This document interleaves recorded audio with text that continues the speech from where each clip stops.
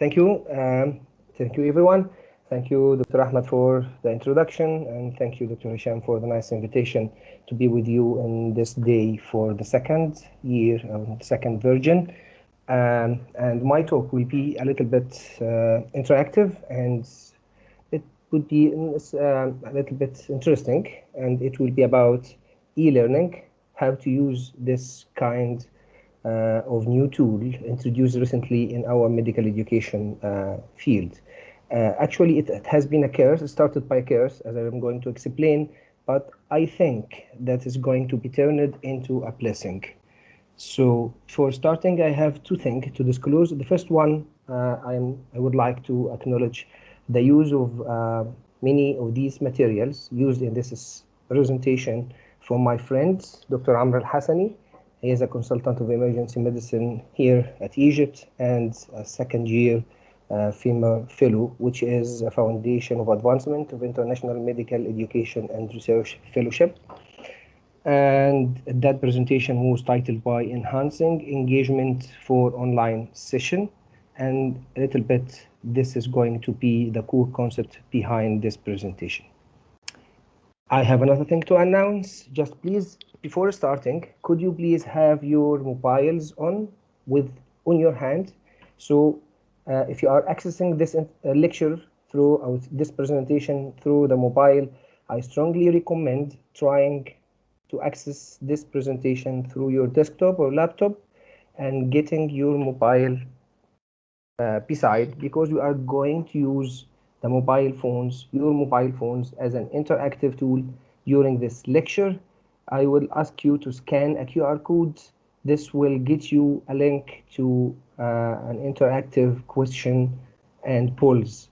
And I'm thinking that Dr. Hisham, my friend, is going to use the same technique shortly in the second lecture and the next lecture and presentation. So please, I will give you few minutes, just to get your mobile on and on the hand.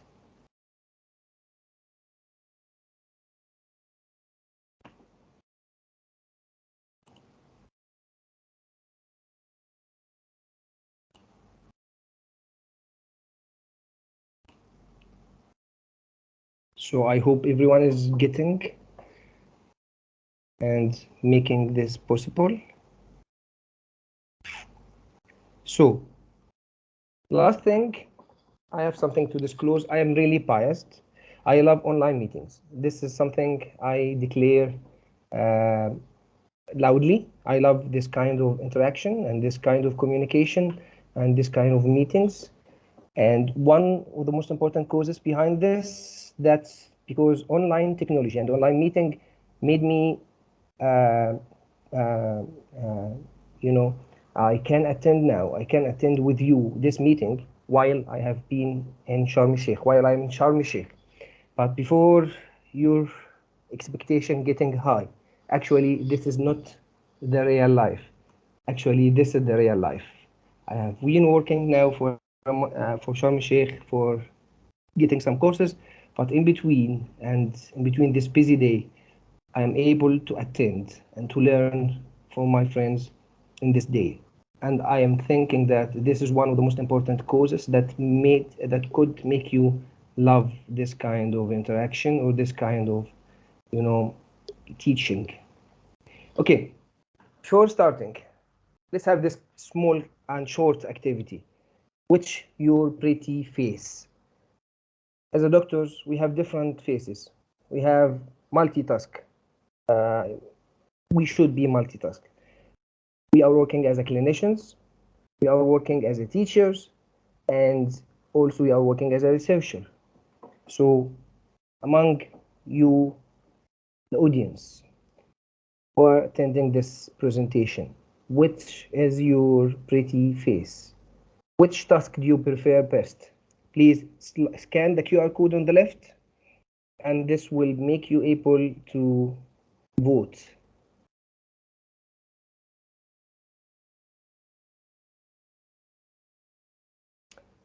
So till now, it's more and more toward being a clinician. Yes, 7 votes total.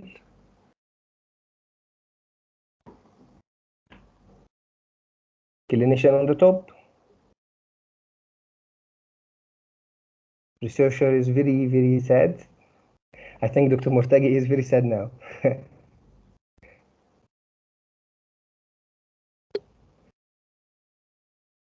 Yes, as I expected, clinician is the brightest face for most of you.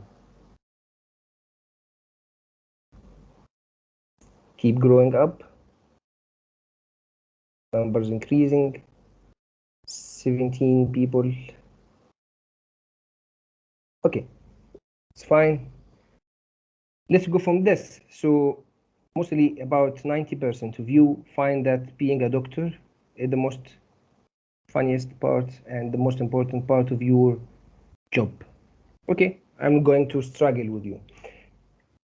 So in this small presentation, I'm going to cover the following objectives. What are the different tools of improving the student engagement during the online teaching, especially for the clinical content?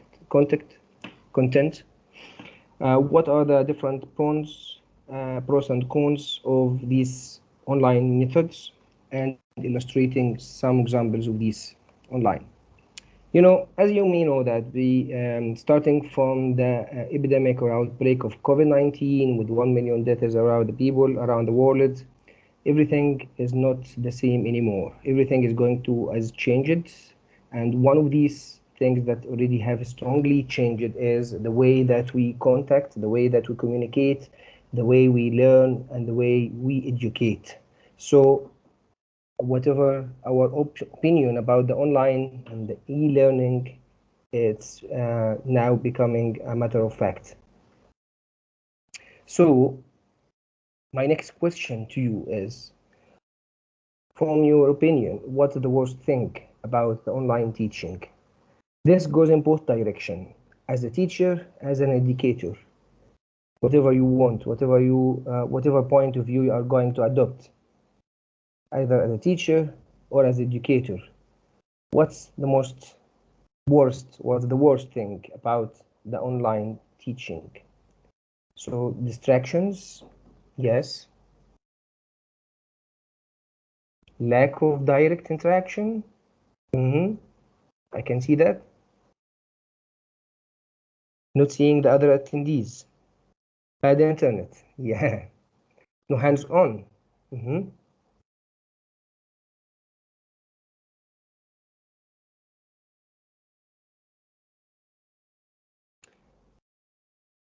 Not seeing the teacher directly. Face-to-face is always better, yes.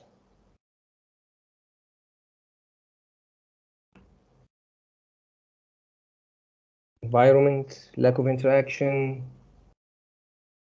Teaching, I think something is lacking about this phrase.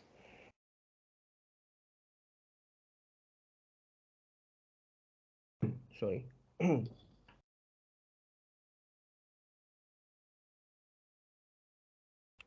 Okay. Let's say that most of these phrases can be titled under one broad title as barriers of communication or communication barrier.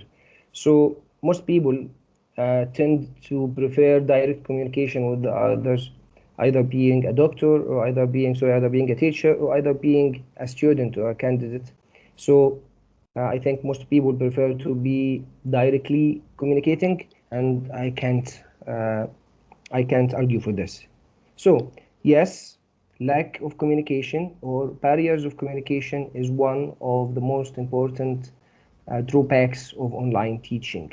But if these barriers are inevitable, or it could be lessened or decreased to the minimum, achieving the best of best from these technologies. Let's have a look.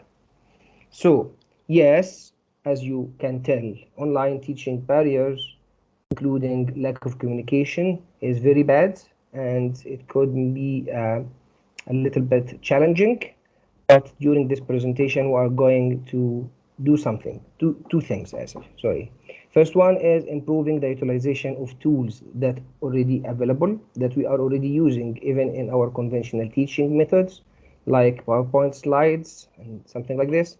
And the other thing is, what other the new tools that could be used for online teaching? If you are going to use the same tricks that you are used to use while doing the face-to-face teaching online completely, or for 100% sure, this is going to be end in a failure. So it's not about the technique, it's not about the method itself, it's about the techniques you are using that could be suitable with this kind of teaching. So we have different tools, starting with videos, PowerPoint slides, audience response system, online meeting platform like this platform that we are using now for our presentation, Microsoft Teams, and personal communication. So starting with videos, you can do like an online teaching using just video. And these videos could be either self-generated, could be directly from the internet, or can use live streaming, as for example, like doing an surgical procedure or doing some classes running in a live stream to be attended while in distant. So every kind of these videos have its own characteristics. And the self-generated video, it will be perfectly matching your checklist and your needs as a teacher, or it should be as a student or as a candidate. And also it give you the opportunity to get some tricks and some tips depending on your experience and depending on your expectations from the candidates. It could be a little bit less professionally edited because, not everyone is professional in such kind of, educational tricks. But if are you going to use videos from the internet, it will be professionally edited and directed. Sure, be take care of the copyrights. But the other thing that if you are going to use something that's suitable, for example, to UK practice-based, it's not going to be a little bit 100% suitable or fitting, for example, the Egyptian-based clinical practice. If you are going to show me something about a new technique, as Dr. Hussam did about Ebola, it's not available back till now. It's not available, I think, outside US and a little bit some countries in Europe. So if you are going to see me or to show me something about using defibrillation with self-adhesive pads, okay, I can see that is not really widespread. Its use not really widespread back in Egypt. So if you are going to use something that fitting other environments, be sure that it could be not fitting your environment and your audience, your target audience. The other thing is the live streaming. If you are going, for example, to prepare for a master class or prepare for a class to teach your student how to do a basic life support at home, and then you are in your skill lab and you have your camera, your microphone, and you are starting practicing basic life support in front of them, I think it could be suitable. So it's more realistic, but it could be time consuming, and it could be a little bit demanding regarding the technical logistics and issues. The other thing is using the PowerPoints. So the PowerPoints is an old friend. It's an old friend for us. We have been using it for many decades, and I think we have now we have a good experience regarding using it effectively. But still, again, we have many issues, many items, and many characteristics, features that we are still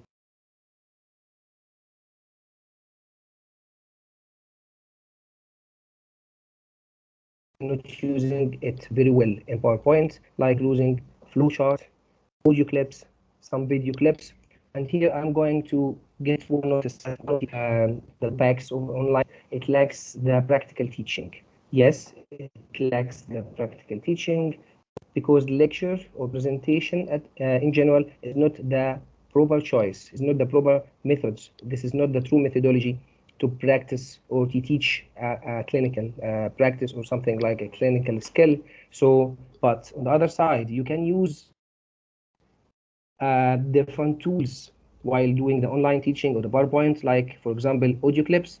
And here in this audio clip, we can hear the normal heart sound, for example. Yeah. And in this video, we can see the teacher doing a head tilt chin lift skill.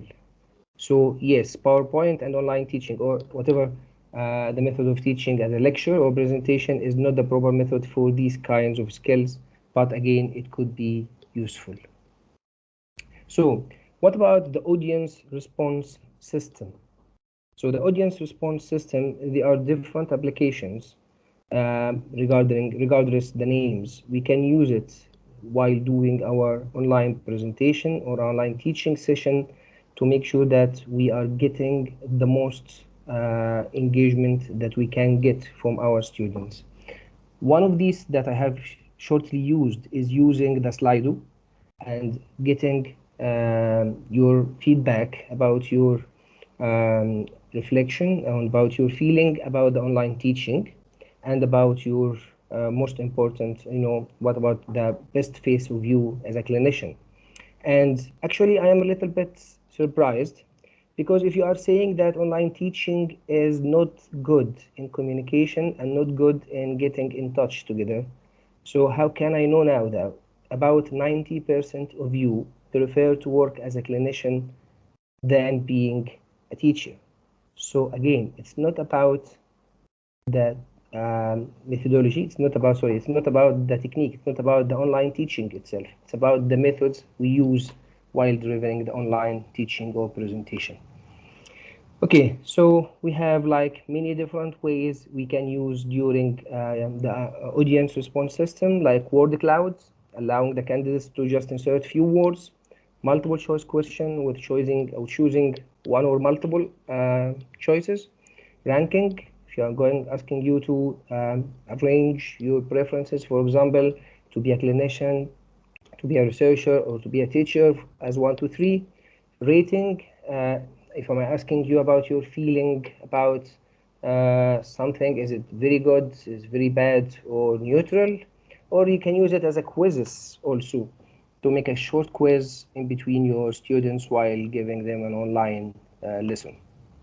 So it's about probably utilizing the best method for each question, and sure, you should make sure that you have a good network coverage and facilitating every technical issues.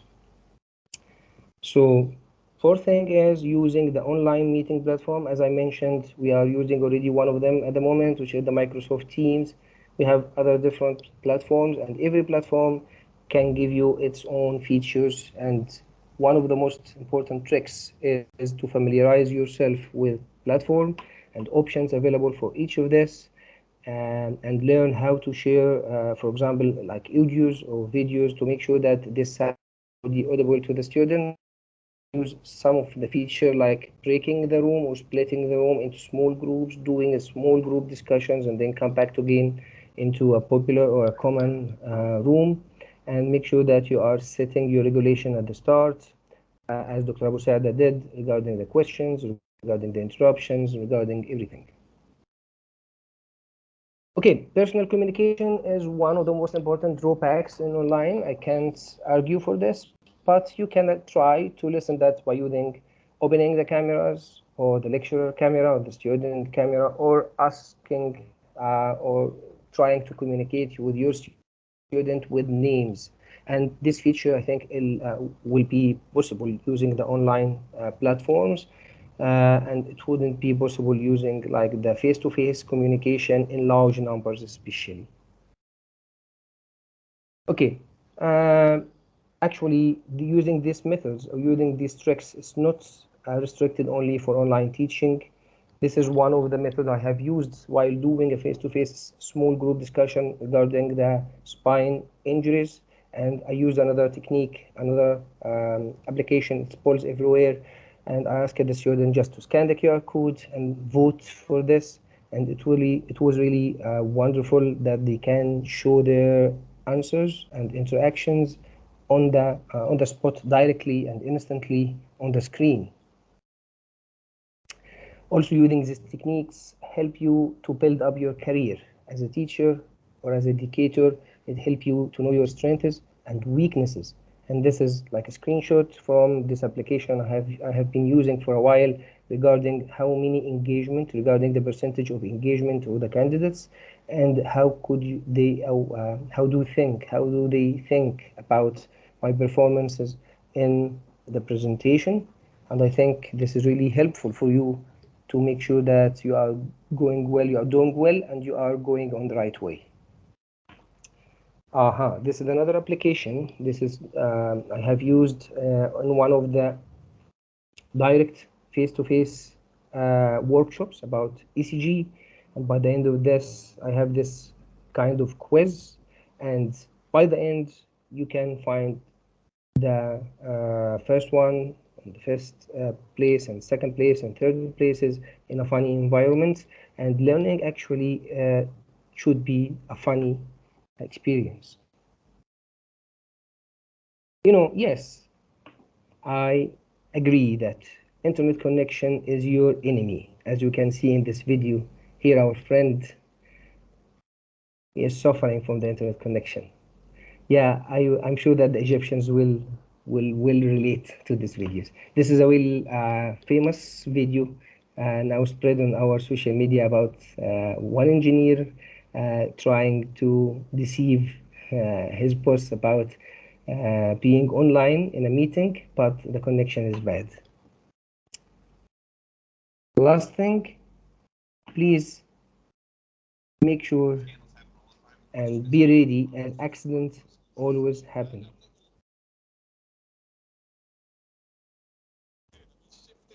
It's really funny, but make sure that is not going to happen with you.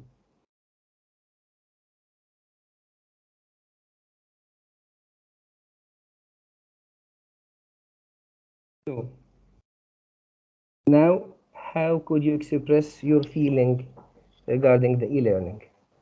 Is it funny? Is it bad?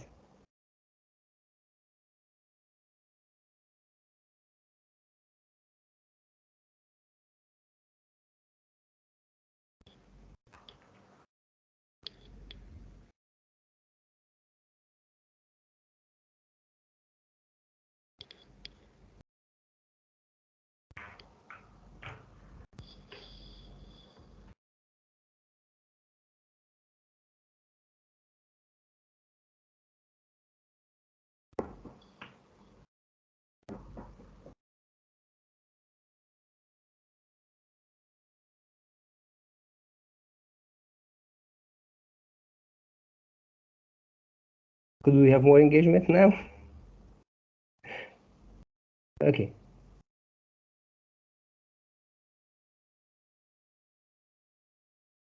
So, anyhow, I tried through using the online teaching to change your mind about the online teaching itself. So the take-home messages is improve utilization of the tools you are already using, and please be familiar with the new tools that suits the online teaching. These just two little bits tricks. Yeah, I'm thinking that they are going to help you to make the best use of the online teaching. Thank you for your listening, and I will be happy to have any questions.